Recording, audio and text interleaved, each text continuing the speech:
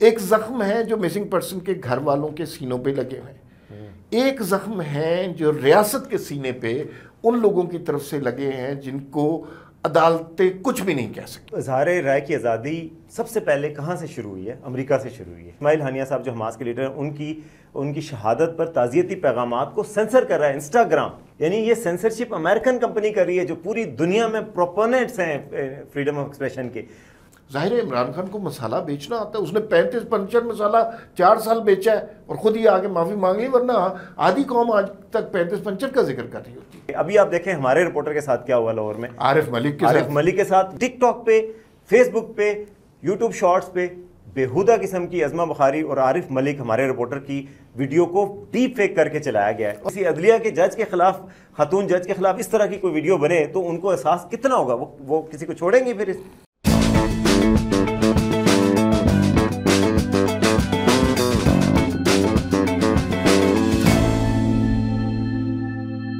नाज़रीन अस्सलाम वालेकुम, एक दफ़ा फिर वी टॉक में मैं और वसीम अब्बासी आपकी खिदमत में हाजिर हैं। आज का वी टॉक भी बड़ी अहम मौज़ूआत पर, अहम ख़बरों पे हो रहा है। सबसे गर्मा गर्म ख़बर तो ये है कि वज़ीर क़ानून साहब ने आज मिसिंग पर्सन के हवाले से बड़ी अहम बात की। अमूमन देखा गया है कि हुकूमतें इस मसले को कारपेट के नीचे दबाती हैं, इस्टेब्लिशमेंट भी इस पर बात नहीं करना चाहती, रियासत भी इस पे खामोश रहती है। ये एक ज़ख्म रियासत के सीने पे था, तो मुझे यूँ लगता है कि उसका मदावा करने की कोशिश की गई है हुकूमत और रियासत की तरफ से। क्या ये मदावा कर सकेगी?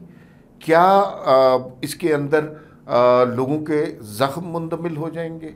क्या ये काफ़ी है या फिर ये ज़्यादा है? तो इस पर हम बात कर लेंगे और वसीम साहब की राय भी जानेंगे। दूसरा, यहाँ पर हम रोते पीटते रहते हैं, आज़ादी इज़हार और ट्विटर बंद कर दिया, यूट्यूब बंद कर दी, ये नहीं करना चाहिए और हम ये करेंगे। बिल्कुल आज़ादी इज़हार की आज़ादी होनी चाहिए, लेकिन दूसरे ममालिक को भी ज़रा एक नज़र देखते रहें। अभी देखिए तुर्की में क्या हुआ। तुर्की में तुर्किया तो वो जो है उन्होंने इंस्टाग्राम ही बंद कर दिया, और उसकी वजह ये है कि ये जो हमास के लीडर को ईरान में मारा गया, उसके हवाले से जो इंस्टाग्राम पे जो फीड आ रही थी, जो लोगों के स्टेटस आ रहे थे, उस पर जिस तरह की बात हो रही थी वो कौमी मफाद के मुनाफी थी। उन्होंने पकड़ के इंस्टाग्राम ही बंद कर दिया।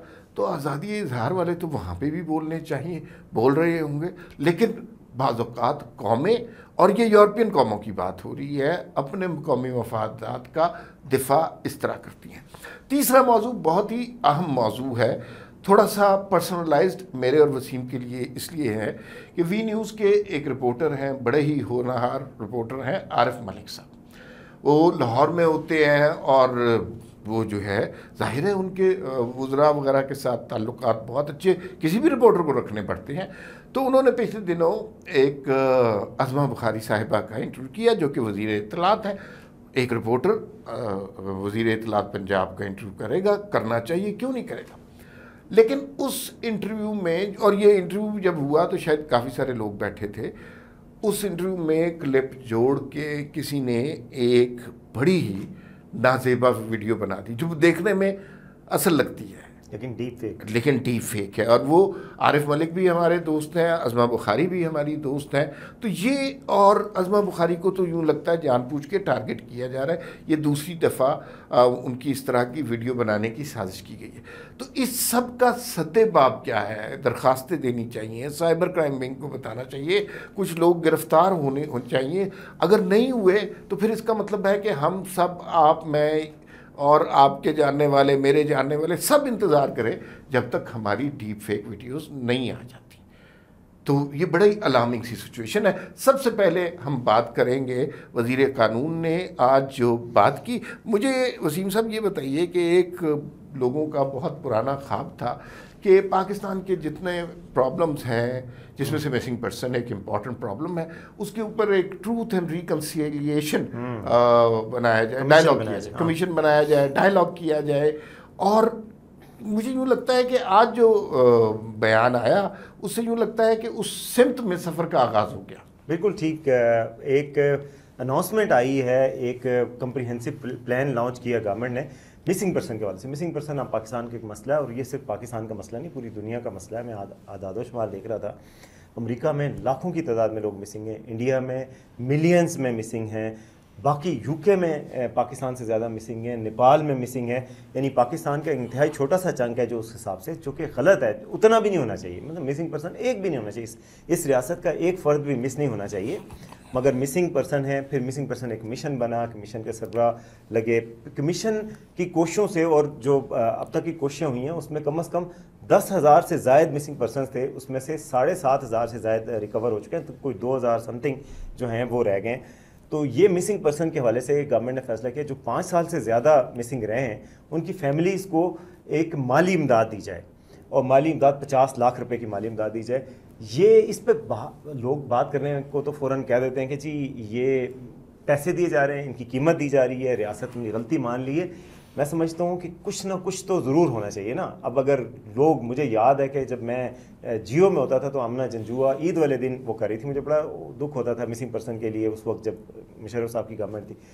तो हम कहते थे कि हम अपनों के साथ ईद मना रहे हैं, वो अपनों के साथ नहीं मना रहे। तो ये एक दर्द तो है, और फिर उसकी फाइनेंशियल इम्प्लिकेशंस भी होती हैं। जब आपके घर का कमाने वाला बंदा गायब होता है तो उसके बाद आपके घर वाले, आपके बच्चे, उनकी पढ़ाई, ये सब कुछ भी मुतासर होता है। तो कम से कम जान का बदला तो नहीं दिया जा सकता, मगर कम से कम उनकी फाइनेंशियल कंपनसेशन से एक step in the right direction है। मगर गवर्नमेंट इस पे कह रही है कि ये उनकी गलती नहीं है, ये वो गलती का एडमिशन नहीं कर रहे, वो एक कंपनसेशन कह रहे हैं कि जो रियासत होगी माँ के जैसी, तो माँ के जैसी रियासत की एक पेशकश है कि कम से कम उन शहरियों का, उसके बच्चों का, उसके बीवी बच्चों का कुछ कफालत की जाए। अब मेरे ख्याल में ना उसी हमने ये बात की, मिसिंग पर्सन के ख़ानदानों के सीनों पर बड़े ज़ख्म लगे हुए हैं। हम हमेशा इसी तरह की बात करते हैं, सारे रिपोर्टर, सहाफ़ी, लिबरल तबका इसी की बात करता है, इसी की बात करनी चाहिए। लेकिन हमें इस बात को भी, जब तक हम दो तरफा कहानी को नहीं सोचेंगे ना, या स्टोरी को नहीं देंगे, हमें समझ नहीं आएगी, कभी भी हम सच तक नहीं पहुंच सकते। एक ज़ख्म है जो मिसिंग पर्सन के घर वालों के सीनों पे लगे हुए हैं, एक ज़ख्म है जो रियासत के सीने पे उन लोगों की तरफ से लगे हैं जिनको अदालतें कुछ भी नहीं कह सकी।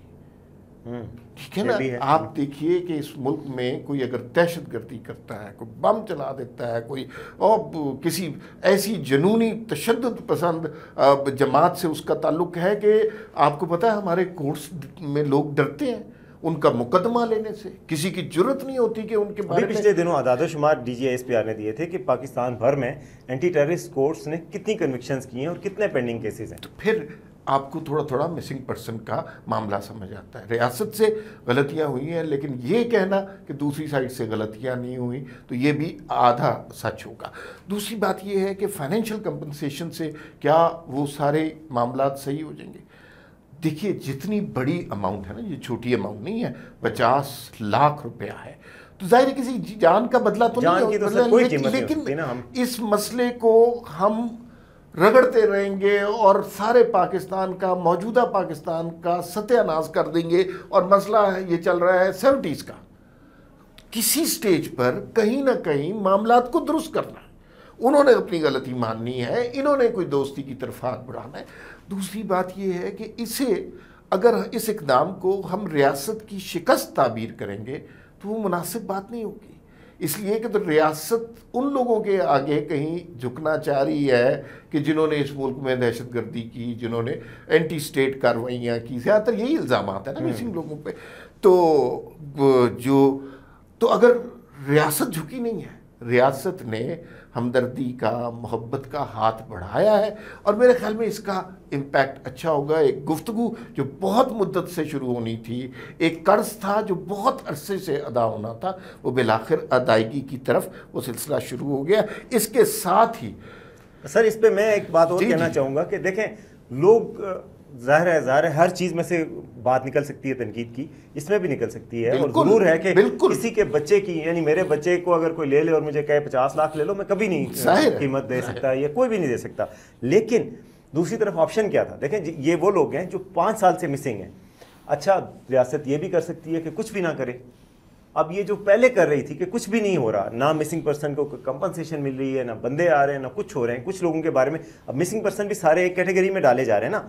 कुछ तो ऐसे हैं जो वाकई साबित हुआ कि दूसरे ममालिक निकल गए, अब वो भी मिसिंग पर्सन है, किसी और जगह चले गए, कोई कहीं वो हो गया, यानी कुछ तो होंगे जो उठाए गए होंगे, वो कुछ नहीं उठाए गए, वो भी मिसिंग पर्सन है। और अफगानिस्तान चले गए, अफगानिस्तान चले गए, ईरान चले गए, कंपनसेशन सबको मिलेगी। और दूसरा ये है कि कुछ भी ना हो, एक ऑप्शन ये है कि ना कंपनसेशन मिले ना कुछ हो। अगर कंपनसेशन पे हम तनकीद ये करें कि क्यों दे रहे हैं कंपनसेशन, तो ठीक है, कंपनसेशन भी ना मिले, मिसिंग पर्सन भी ना मिले, 5-5, 10-10 साल से गायब हों, बच्चे यतीम हों, ना कहीं पढ़ पा रहे हैं, ना कोई उनका कफालत हो रही है, ना वो बेवा माँ किधर जाए अपने खर्चे पूरे करने के लिए, अपना वो करने के लिए। कम अज़ कम मैं समझता हूँ कि कुछ ना होने से ये ज़रूर बेहतर है। बिल्कुल सही है, लेकिन जो कौमी मफाद, कौमी बयानिए पे हम और आप आपस में अक्सर सारे लोग इस बहस करते रहते हैं कि भाई ये जो है ना कौमी बयानिया जो होता है वो वही होता है जो अवाम का बयानिया होता है। अवाम अगर जो है ट्विटर पे कुछ चीज़ें लिख रहे हैं, इंस्टाग्राम पे ट्विटर पोस्ट कर रहे हैं, तो उसको रोका गया तो ये कौमी मफाद के ख़िलाफ़ नहीं है, ये आज़ादी इजहार के ख़िलाफ़ है। ये सारी अक्लें, ये सारी दानिश, ये सारी दलीलें उर्दुगान साहब को नहीं दी किसी ने, वहाँ नहीं है कोई। इज़हार राय की आज़ादी सबसे पहले कहाँ से शुरू हुई है? अमेरिका से शुरू हुई है। फर्स्ट अमेंडमेंट आई उनके कॉन्स्टिट्यूशन में, जिसके तहत उन्होंने कहा कि जी सबको राइट ऑफ एक्सप्रेशन है। ये कंपनियां कहाँ से चलती हैं sir? Google, YouTube, Twitter, Instagram, ये सब वहाँ से चलती हैं। अब ज़रा मुझे ये बताइए कि इन कंपनियों के डुअल स्टैंडर्ड्स को कौन देखेगा? तुर्किया में जो पाबंदी लगी है किस वजह से लगी है? कल उनके कम्युनिकेशन ऑफिशियल्स से बातचीत हुई है, उनके कमेंट्स आए, उन्होंने कहा कि हमारे जो लोग ताज़ियती पैगाम दे रहे हैं, हानिया साहब, इस्माइल हानिया साहब जो हमास के लीडर हैं, उनकी शहादत पर ताज़ियती पैगाम को सेंसर कर रहा है इंस्टाग्राम, यानी अमरीकी कंपनी सेंसर कर रही है, उनके वो नहीं चला रही जो हमास के हक में, या एक शहीद लीडर है, एक फोत हो गया है जिसके खिलाफ जारियत हुई है, उसके हक में कोई ट्वीट करना चाह रहा है, उसकी तस्वीर लगाना चाह रहा है, वो इंस्टाग्राम नहीं लगाना दे रहा। आज उन्होंने एहतजाजन उसको बंद किया। उन्होंने कहा कि जी आप सेंसरशिप कर रहे हैं, यानी ये सेंसरशिप अमेरिकन कंपनी कर रही है जो पूरी दुनिया में प्रोपोनेंट्स हैं फ्रीडम ऑफ एक्सप्रेशन के।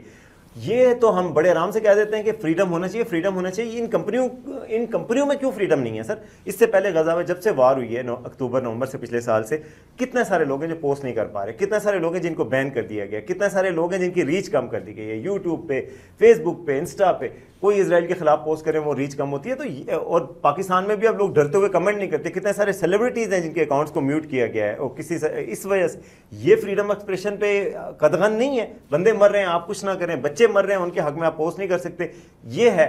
और तुर्की ने फिर इस पर कहा है कि तुर्की ने इंस्टाग्राम को पाबंदी इसलिए लगाई है कि ये खुद जो कंपनियां हैं, ये कंपनियां हैं, कमर्शियल कंपनियां हैं, लोगों में इनकी वजह से डिप्रेशन भी फैलता है, ये भी मान चुके हैं। इलेक्शन में मेडलिंग हुई है, ये भी मान चुके हैं। प्राइवेसी ब्रीच हुई है, ये भी मान चुके हैं। बच्चों में मेंटल हेल्थ के इश्यूज हुए हैं, फेसबुक ये भी मान चुका है पूरी दुनिया में। तो ये मसाइल भी इन सोशल मीडिया के हैं। और सोशल मीडिया कोई ऐसी मुकद्दस और पाकीज़ा चीज़ भी नहीं है। मैं समझता हूँ कि फ्रीडम ऑफ एक्सप्रेशन पे पाबंदी नहीं होनी चाहिए, मगर सेंसरशिप किसी किस्म की भी नहीं होनी चाहिए ना। अब सेंसरशिप अगर कंपनियां करें तो फिर जायज़ है। तो ये कहाँ जाता है इन लोगों का फ्रीडम ऑफ एक्सप्रेशन जब मुसलमानों के हुकूक की बात आती है? अच्छा, बात आपकी बिल्कुल दुरुस्त है। अब इसी बात को ज़रा पाकिस्तानी तनाजुर में देखें। पाकिस्तानी तनाजुर में ट्विटर पे आपको पता है एक तरह से बैन है। ट्विटर कभी खुलता है, जैसे कभी बत्ती आ जाती है, कभी नहीं आती। ट्विटर उस तरह का लोड शेडिंग, ट्विटर की लोड शेडिंग हो रही है। अच्छा, क्यों ये सब कुछ हुआ? वो इसलिए कि एक ख़ास तरह के लोगों का गलबा है बयानियाँ बनाने पे। जो मेरी इत्तलात हैं कि इलेक्शन के बाद जहाँ जहाँ से पीटीआई के कैंडिडेट हारे थे, सही आ रहे गलत आ रही, एक अलग बहस है। उनके जो वहाँ पे इलेक्शन ऑफिसर थे, उनके ख़ानदान की तस्वीरें इन्होंने लगानी थी। शनाख्ती कार्ड नंबर, तस्वीरें, बीवी, बच्चे, वहाँ पे जो कमिश्नर, डिप्टी कमिश्नर, इस तरह के लोग थे। और अगर ये होता, जाहिर है इमरान खान को मसाला बेचना आता है, उसने 35-55 मसाला 4 साल बेचा है और ख़ुद ही आगे माफ़ी मांग ली, वरना आधी कौम आज तक 35-55 का जिक्र कर रही होती। तो मैं ये कहता, अभी उन्होंने जंगल के बादशाह को भी यू टर्न लिया है। हाँ, वो भी बहुत सारे लेंगे। अभी कहेंगे कि जनरल बाजवा से अजीम सिपा सालार ही कोई नहीं है, आप थोड़े दिन इंतज़ार कीजिए। तो मतलब हमें भी ना चीज़ों को दूसरे पर्सपेक्टिव में भी देखना चाहिए कि हम यार दुनिया का ही कौमी मफाद है, दुनिया का ही अखलाकी मफाद है। यार मुझे ये बताइए कि लोगों को गालियाँ पड़ती हैं ट्विटर पे, हम लोगों ने अब इसको नाम समझ लिया है, हमने कभी इस पे बात ही नहीं की, ना कभी हम लोग तो थिक स्किन लोग हैं कि आप ना कभी उससे उस पे कमेंट किया, ना उसको पढ़े भी नहीं, हम पढ़ते भी नहीं कमेंट। लेकिन यार मुझे ये बताइए कि जितने लोगों के साथ ये सलूक होता है वो पढ़े लिखे लोग हैं, अच्छे शरीफ ख़ानदानों के लोग हैं, अच्छे शरीफ माँ बाप के बच्चे हैं, उनकी बेटियां होंगी, उनकी बहनें होंगी, जो सोशल मीडिया तो ओपन है ना, उनके कहीं रिश्ते हुए होंगे, कहीं बेटियां किसी स्कूल में जाती होंगी, तो वो गालियां लोग दिखाते होंगे उनको इस तरह। तो ये, और पाकिस्तान में इसको रोकने का कोई कानून नहीं है। कानून है, आप मर जाएंगे, वो इम्प्लीमेंट नहीं हो सकेगा बस ये। लेकिन अमार भाई फिर भी मैं कहूंगा कि इनको ट्विटर जरूर खोलना चाहिए। वजह ये है कि आप कानून बनाएं, कंपनी को भी कन्विंस करें, पाकिस्तान में भी इंप्लीमेंट करें। जो फेक न्यूज़ फैलाता है, अब देखें उसमें फेक न्यूज़ में कितनी खतरनाक फेक न्यूज़ है। जब आप रिसीविंग एंड पे होंगे, ये ट्रोल्स में कई हैं जो अपना नाम भी नहीं जाहिर करते। सर कितने सारे हैं जो अपना नाम जाहिर नहीं करते और इंतहाई वाहियात बेहुदा लफ्ज़ गुफ्तगू करते हैं। अगर इनकी माँ बहन पे बात आए तो ये कैसे करेंगे? अभी आप देखें हमारे रिपोर्टर के साथ क्या हुआ लाहौर में, आरिफ मलिक के साथ वो इंटरव्यू करने गए। इंटरव्यू के दौरान ARY का बंदा कैमरा होल्ड कर रहा था उनका, 2 लोग और बैठे हुए थे। ऑफिस में इंटरव्यू किया उस्मा बुखारी का, इंटरव्यू की फुटेज है, वी न्यूज़ ने चलाई, वी न्यूज़ पे वो इंटरव्यू लगा है। मैं आपको इसका क्लिप भी लगा दूंगा, वो हम उसकी तस्वीर भी चला देंगे। वो इंटरव्यू है असल। उस पर जनाब परसों से ट्विटर पे ज़्यादा नहीं है लेकिन टिकटॉक पे, फेसबुक पे, यूट्यूब शॉर्ट्स पे बेहुदा किस्म की अज़मा बुखारी और आरिफ मलिक हमारे रिपोर्टर की वीडियो को डीप फेक करके चलाया गया है और मिलियंस में देखा गया, व्यूज मिलियंस में। मैं अपनी टाइमलाइन पे देख रहा था, मुझे आ रहे थे, कोई और देख रहा था उसके आ रहे थे। आरिफ मलिक की फैमिली डिस्टर्ब है, आरिफ मलिक के बच्चे डिस्टर्ब हैं, आरिफ मलिक के वालिदैन डिस्टर्ब है, अज़मा बुखारी खातून है, हाँ, जो भी हैं आप, उससे पहले भी उनकी एक वीडियो और उनकी फैमिली है, उनका खानदान है। आप कमाल करते हैं सर, उनकी फैमिली कोई नहीं है और लगता है कि उनके खिलाफ तो पूरी कैंपेन चल रही है। इससे पहले उनकी वीडियो बनाई गई, उसमें चेहरे ब्लर किए गए। अभी वीडियो बनाई गई, दोनों के चेहरे वाज़ेह हैं और बिल्कुल बकवास और झूठ वीडियो है। अच्छा, लेकिन लानत ऐसे लोगों पर सर जो इस तरह का घटिया काम करते हैं। लानत भेजने से काम नहीं होगा। मुझे ये बताइए कि उन्होंने कानूनी तौर पर कुछ किया और उसका क्या नतीजा निकला? कानूनी तौर पर सर अभी तक कोई नतीजा तो नहीं निकला, लेकिन कानूनी तौर पर आरिफ मलिक FIA गए, आज उन्हें दरख्वास्त दे दी है, वीडियो भी, एक पैगाम भी उन्हें भेजा है। अज़मा बुखारी भी FIA जा रही हैं, वहाँ पर भी उन्होंने रिकॉर्ड किया, अपनी दरख्वास्त दे दी है, अकाउंट्स के नाम दिए हैं जिन ने उनको पब्लिश किया है और इनके खिलाफ भरपूर कार्रवाई होनी चाहिए। उस वक्त कोई इजहार राय, ये कोई इजहार राय तो नहीं है ना सर आपके किसी की झूठी डीप फेक वीडियो बना के उसकी जिंदगी तबाह कर दें, ये कौन सा इजहार राय? अब देखें, लेकिन होगा क्या, ये मसले हैं ना भाई। आप पाकिस्तान में कहेंगे कि इस तरह की वीडियोस के खिलाफ एक कानून बन रहा है, आप देखेंगे प्रेस क्लब के बाहर मुजाहिरा करने वाले आ जाएंगे, उन्होंने कहना है कि ये देखें जी आज़ादी इजहार पे कदगनें लग रही हैं, अब हम सोशल मीडिया पे वीडियो भी नहीं चला सकते। एक पूरा ग्रोह गैंग होता है जो हर अच्छी चीज़ को इस तरह रोक देता है। हम खुद साफ़ी हैं और हम हर आज़ादी सहाफ़त के उस उसूल के लिए, उस मुजाहरे के लिए साथ होंगे, मगर इस पे नहीं। किसी को गाली देने का, किसी की माँ बहन की बेइज्जती और झूठी बेइज्जती इस तरीके से करने का कोई इजहार राय की आज़ादी नहीं है। दुनिया में कहाँ है मुझे बताएं? आप ये बरतानिया में कर सकते हैं, कितनी सख्त सज़ाएं होती हैं। बरतानिया में आप डिफेम भी किसी को नहीं कर सकते, इतनी सख्त सज़ाएं होती हैं। पूरी दुनिया में कहीं पे भी नहीं होता। हाँ, अगर जेन्युइन क्रिटिसिज्म पे पाबंदी लगाई जाए तो ये गलत होगा कि इसकी आड़ में ये किया जाए, लेकिन ये चीज़, ये तो बिल्कुल ओपन एंड शट केसेस हैं। ऐसे लोगों को ऐसी सख्त सजा देनी चाहिए कि आइंदा कोई जुर्रत ही ना करे। आखिरी बात जो मैं आपको करने लगा वो ये है कि चूंकि हमारा सिस्टम ऐसा है, हम इन लोगों को सजाएं नहीं दिलवा पा रहे।